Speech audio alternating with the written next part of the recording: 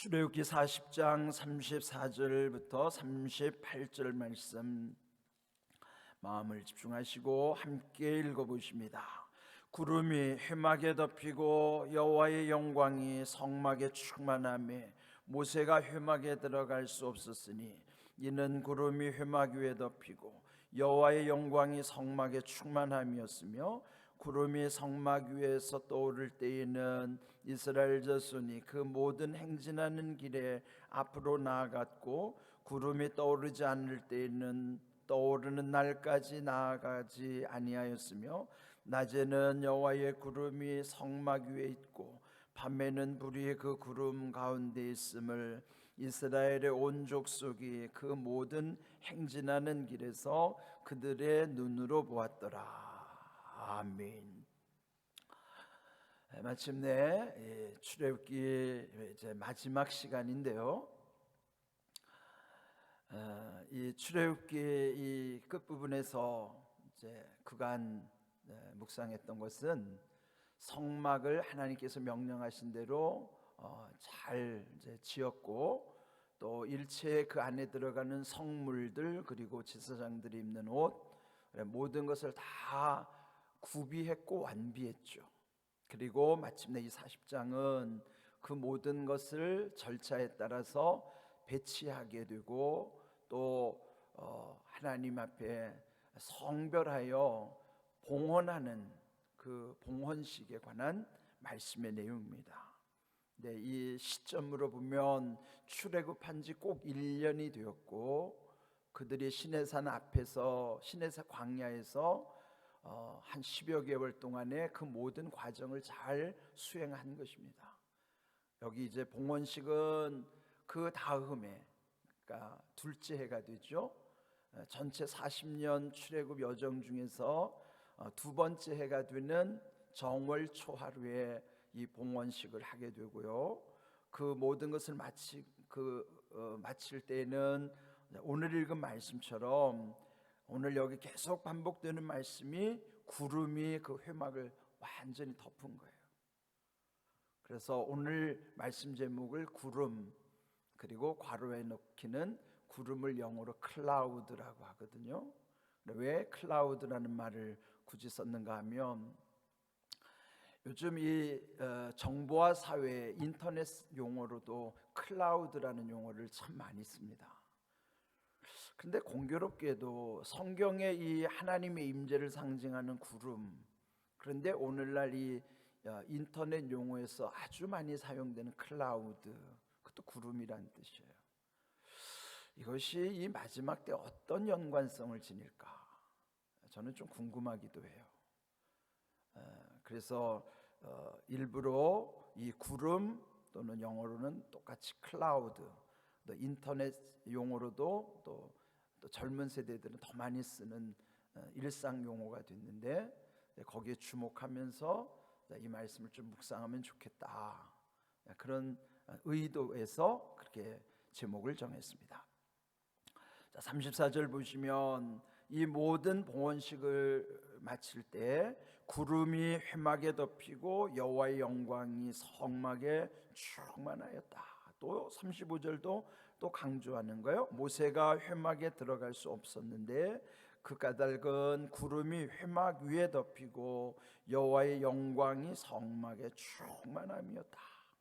그러니까 회막 성막을 함께 이 용어를 쓰는 까닭도 회막이라고는 하나님께서 만나 주시는 만남의 장소, 그 회막에서 하나님이 그들과 만나 주시겠다는 것, 그리고 거기서 제사를 드리는 거룩함의 의미가 있기 때문에 성막이라는 뜻으로도 같이 하는 거예요. 그런데 거기에 구름 속에서 하나님의 영광이 충만하게 됐다 하는 것이죠. 그리고 이 당시에 이 구름이라고 하는 건 지금도 자연 현상이잖아요. 뭐 요즘은 이미 과학적 지식을 통해서 그 현상에 대한 것을 우리 일반인들도 잘 알아요. 그러니까 구름이라고 하는 것은 미세한 물방울들의 모임이에요, 그게. 그리고 그것이 이 지표, 땅에서 이렇게 얇게 펴져 있는 것을 안개라고 하고, 그 본질이 똑같은 것이 공중에서 이렇게 결정체들이 이렇게 직접 모여져 있는 것이 가시적으로 드러난 것은 그걸 구름이라고 그러고, 그러니까 똑같은 거예요. 안개나 구름이나. 그러나 이런 자연현상을 통해서 성경은 인생을 안개에 비유하고 또 하나님의 영광의 그 임재하심을 구름 속에서 보여주시고, 그러면 오늘 우리는 이 과학의 시대를 살기 때문에 옛적에 이 과학을 몰랐던 원시 시대와 또 이 당시 시대를 똑같이 놓고 보면은 안 되겠죠. 그러나 그 본질에 있어서 의미를 또 놓치면은 안 되는 거예요. 그러니까 오늘은 과학의 시대라 우리는 일상적으로 내비게이션을 통해서 뭐 가고 싶은 곳도 가고 뭐 이 내비게이션 또 GPS 기능을 통해서 우리가 누리는 혜택이 굉장히 많아요. 옛날에는 그런 게 없었죠. 그런데 그 당시에 하나님이 사용하신 일종의 내비게이션이 구름이에요. 그러니까 똑같이 그때를 무시해도 안 되고, 왜냐면 그때는 그 시대가 아니니까. 네, 이렇게 과학이 발달해서 일상의 생활에 적용된 것이 그렇게 오래되지 않아요. 우리가 언제 스마트폰을 썼고 내비게이션을 썼습니까? 돌아보면 그렇게 오래되지 않은데 이미 익숙해져 가지고 이게 마치 너무나 자연스럽게 느껴져서 그런 것이지, 불과 몇십 년 전만 가도요 우리는 그것과 상관없이 살았다고요. 그래서 이것이 그 당시에 하나님은 어떻게 하나님의 방식으로 우리를 대하셨는가, 그리고 오늘은 오늘의 시대에 맞게 또 우리는 여기에 적응하면서 이 속에서 하나님의 뜻을 찾아야 되는 거예요. 그걸 똑같이 놓고 보면은 또 안 되는 것이죠. 그래서 당시에는 하나님의 내비게이션이 구름이었다. 왜요? 그 당시 사람들의 수준이 그런 거니까. 우리에게 통할 수 있는 방법으로 하나님이 우리를 인도해 주셔야지 우리도 깨닫지. 그러나 오늘의 시대는 또 오늘에 맞게 하나님은 역사하시는 거예요. 그런 것을 구분할 줄 알아야 된다 하는 거예요. 그러니까 성경을 오늘의 시점으로 보면은 이거는 순 엉터리처럼 느껴지죠. 그렇게 보면 안 된다는 거예요. 그 시대에서 봐야지 오늘의 익숙한 거를 가지고 그때는 이게 다 거짓말이야 이렇게 몰아가면 안 돼요. 그때 시대에 하나님은 구름을 통해서 하나님의 임재도 보여주시고 하나님의 방향도 보여주시고 일종의 오늘 우리가 익숙해 있는 내비게이션의 역할도 하나님이 하신 거예요. 그래서 여기 보면 그 구름을 통해서 여호와의 영광을 나타내 주신 거예요. 충만하게 하셔서 모세는 하나님과 그렇게 친숙한 사이고 그럼에도 불구하고 두려운 마음에 그 회막 속에 들어갈 수가 없었던 거예요. 35절 회막에 들어갈 수 없던 까닭은 그 구름이 여호와의 영광으로 너무 충만함으로 두렵기도 하지만 그 감히 거기 이를 수가 없었던 것이죠. 또 구름을 계속 강조하는 거예요. 이 오늘 읽은 말씀의 가장 중요한 것은 구름이에요. 구름. 그 구름의 의미 중에서 의미를 모르고 나대는 걸 가지고 뜬구름 잡는다고 하는 거예요. 그러니까 그 속에 하나님의 임재를 보면 뜬구름이 아니지만 하나님의 임재 없이 날뛰면서 마치 자기가 뭘 대단한 것처럼 하면 그건 뜬구름을 잡는 거나 마찬가지예요. 우리가 오늘의 시대는 뜬구름 잡는 인생 아니라 그 당시에 하나님의 임재를 나타내 주시는 하나님의 영광이 충만한 구름을 바라보고 살아가야 되는 거예요. 그런데 36절 구름이 성막 위에 떠오를 때 이스라엘 자손이 어떻게 했을까요? 이제 구름이 성막 위에 떠오르면 모든 행진하는 길에 앞으로 나아갔고, 구름 기둥이 이제 떠오르고서 움직이기 시작하면 그들도 이제 그 구름을 따라가려고 행진하는 거를. 그러니까 항상 그들은 뭘 봐요? 그 성막 가운데서의 그 구름 기둥을 늘 주시하는 거예요. 하나님이 어떻게 움직여 가시는가, 그 내비게이션, 그 구름의 동태를 살피는 거예요. 그러니까 우리는 도대체 오늘 하나님이 어떻게 역사하시는가 우리가 어떻게 알 수 있어요? 우리는 옛날같이 그런 것 없어도 지금은 얼마나 좋아요? 이 말씀 하나만 주고도 말씀 속에서 하나님이 우리를 어떻게 인도해 주시는지 다 보여주시고, 오늘은 이 말씀이 우리에게 구름 기둥, 불 기둥, 내비게이션 역할을 하고 깨닫게 하시고 모든 것이 하나님의 말씀 속에 있다는 것이 얼마나 감사한 일이에요.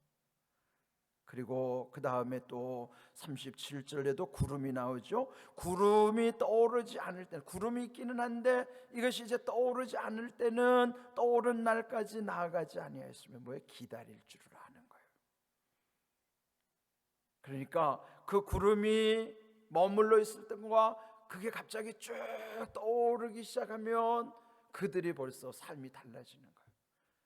구름을 따라서 그들이 행진하기도 하고 떠오르지 않을 때는 기다릴 줄 알고, 그게 다 하나님의 훈련 방법이에요. 철저하게 하나님만 주시하게 하고 하나님 바라보면서 광야 40년 길을 통해 하나님 백성답게 빚어가시고 다시 새롭게 하시고 거룩하게 하시는 하나님의 뜻인 것입니다. 그리고 마지막 38절, 낮에는 여호와의 구름이 성막 위에 있고 밤에는 불이 그 구름 가운데 있음을 이스라엘의 온 족속이 그 모든 행진하는 길에서 그들의 눈으로 보았더라. 그 뭐야? 항상 눈이 거기 시선이 가는 거예요. 일어나면 여러분 제일 먼저 뭐 하십니까? 어떤 이제 시계를 보는 분도 있고 핸드폰 열어보시는 분도 있고 뭐 다 제각각 눈을 뜨자마자 먼저 하는 일이 있겠죠. 이 사람들의 제일 주된 관심사, 가장 우선적인 거는 구름과 불을 살피는 거예요. 낮에는 구름 기둥, 밤에는 불 기둥을 항상 주시하는 거예요. 그 삶 속에서 오늘 이 마지막에 보면 그 온 족속, 온 백성들이 모든 행진하는 길에서 그 광야 여정길에 그들의 눈으로 항상 보는 거예요. 주시하는 거예요. 얼마나 여러분 그 하나님 백성답게 하나님이 그들을 늘 지키시는 거예요. 그러면서 여기 보시면요, 그 불이 구름 가운데 있었다. 이미 이 앞에 14장 24절에도 보면요, 그 홍해를 건널 때 그 새벽에 아주 얼마나 혼란스러운 광경이 벌어졌는가. 홍해 한 중심에서 그 이스라엘 백성들이 앞서가고 뒤에는 애굽의 병거들이 쫓아오고 이 홍해 한 중앙에서 이런 엄청난 대혼란이 벌어지고 있었어요. 그런데 거기에 그 새벽에 14장 24절 집에 가서 찾아보세요. 그 새벽에 그 불과 구름 기둥이라고 하나로 말씀하세요. 여기서는 낮에는 구름 기둥, 밤에는 불 기둥이라고 마치 두 개 서로 다른 것으로 이해하기 쉽지만 아니에요. 하나예요, 하나. 그 새벽에도 불과 구름의 기둥으로 그들을 갈라놓으시는 거예요. 그리고 여기서도 그건 두 개가 아니라 그 불이 어디 있는가? 구름 속에 불이 들어 있었다는 거예요. 이게. 낮에는 구름 기둥이지만 밤에는 그 구름 속에 불이 올라와서 그건 하나의 기둥이에요. 우리가 생각할 때는 마치 두 개의 기둥이 하나는 이렇게 생겼다 또 하나 올라오고 이렇게 하는 것 같지만 여기 보면 하나의 기둥이에요. 그래서 이 낮에도 밤에도 그 구름 기둥, 불 기둥 속에, 그러니까 구름 속에 불이 함께 있는 것이죠. 그게 낮에는 구름으로 밤에는 불 속에서 그 추위를 녹여주시고 그는 하나님이 함께 하심의 상징이요 지켜주시고 보호하심의 상징이에요. 마태복음 가장 끝부분에도요, 예수님이 승천하실 때 제자들에게 하신 말씀이에요.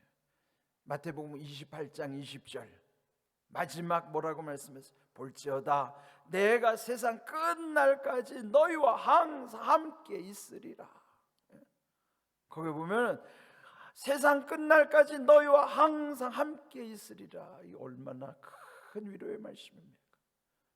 하나님은 이미 그 백성들에게 구름 기둥 불 기둥 속에서, 그 구름 속에서 하나님의 임재하심을 늘 나타내 주신 것처럼, 예수님도 승천하시면서 제자들에게 확증의 말씀을 주신 것처럼, 오늘 우리에게는 이 성경의 말씀 속에서 하나님이 늘 우리와 함께 하심에 대한 약속을 우리에게 하셨고, 또 지키고 계시고, 또 그거를 완성하실 것을 우리에게 늘 보여주시는 것이에요. 그러니까 오늘 이 말씀 마무리 지으면서 구름, 그런데 오늘날의 클라우드라는 것은 어떤 의미인가 하면요, 여러분이 이 스마트폰에서 뭐 사진도 찍어놓고 하면 그 안에 다 저장되죠. 집에서 쓰는 컴퓨터 안에도 그 안에서만 저장되는 거예요. 그런데 클라우드라는 건 뭐냐면은, 클라우드라고 하는 앱을 설치하면은 클라우드 앱 속에다가 스마트폰 것도 저장하고 인터넷 것도 저장하고 다른 자료도 다 저장해 놓으면은 그 클라우드 안에 저장된 것은 아무데 가서나 다 쓸 수 있는 거예요. 어디에서나 쓸 수 있는 거예요. 스마트폰에서만, 집에서 인터넷 그 컴퓨터 안에서만 그는 제한되지만, 그것을 다 클라우드라고 하는 중앙 처리 장치 안에다가, 그게 클라우드예요. 모든 걸 다 집어넣을 수 있는 공간을 클라우드라고 그래요. 그러면은 이런 스마트폰 인터넷 없어도 아무데 나가서 클라우드하고만 접속하면은 그 안에다가 다 저장해 놓은 거 다 끌어다 쓸 수 있어요. 다 끌어다 쓸 수 있어요. 그것을 오늘날 일컬어서 클라우드라고 합니다. 정보화 사회에 모든 걸 창고에다가 다 저장해 놓은 것처럼 인터넷상에서, 디지털상에다 다 저장해 놓을 수 있는 공간을 일컬어서 클라우드라고 하는 거예요. 그게 뭐예요? 구름이에요. 구름. 요즘 젊은 세대들이 쓰는 구름은 그런 의미입니다. 그는 뭐예요? 구름은 땅에 있는 게 아니에요. 땅에 있는 거는 여기 뭐 옛날 방식은 땅의 방식이지만, 클라우드라는 용어를 쓰는 것 자체도 이게 종말론적 의미가 있지만, 이거는 하늘에 있는 것을 표현하는 내용이에요. 그러니까 오늘 젊은 세대들이 클라우드라고 하는 용어가 성경에서의 이 종말론적 의미의 구름과 좀 잘 연결을 시켜서, 앞으로 우리가 오늘 부른 180장 찬송처럼 주님이 공중에서 구름을 타고 오시겠다고 그러고, 우리도 공중에 구름 타고 올라간다고 그랬는데, 도대체 그 구름이 지금 보이는 이 구름일까? 아니면 지금 새롭게 만들어낸 클라우드의 구름일까? 몰라요. 이거 해석을 잘해야 돼요. 그래서 옛날 방식의 구름, 저는 그건 아닐 것 같아요. 왜요? 그건 옛날 방식이니까. 옛날 방식을 오늘날의 하나님은 또 어떻게 우리에게 이걸 해석해서 이 구름의 의미 속에서 우리를 또 깨닫게 하시고, 그 구름 타고 오시고 그 구름 타고 가는 우리의 그 구름이 도대체 뭘까 말이에요. 이게 이제 우리가 풀어야 되는, 깨달아야 되는 숙제예요. 그러니까 여러분, 지금 뭐 손오공에 타고 가는 구름 타고 하늘 간다고 믿으면 안 돼요. 그래서 해석이 필요한 거예요. 무슨 말인지 아셨죠? 그러니까 성경을 잘 우리가 지금 이 시대에 맞게, 시대의 변천 속에서 하나님이 지금 이 미래 종말을 향해서 어떻게 가시는지 우리 몰라요. 그래서 오늘 제목처럼 구름과 클라우드를 한번 잘 묵상해 보세요. 저도 여러분에게 과제를 드리는 거예요. 저도 계속 묵상하겠습니다. 귀한 은혜대로 깨닫는 은혜 가운데 하나님의 나라, 하나님의 뜻이 우리 가운데 이루어지기를 주님의 이름으로 축복합니다. 아멘.